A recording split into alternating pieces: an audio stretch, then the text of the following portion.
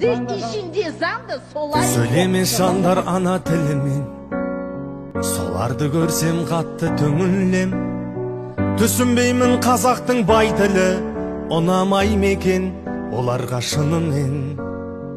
Қазақтың жерінде өсіп көктейді, басшылар тілімде керек етпейді. Байып кетсе кейбір ағаларым, қазақ тіліңнің керегі жоқ дейді. Ойлашы бабам қандай тектеді, елімде төгілді ғой көптері.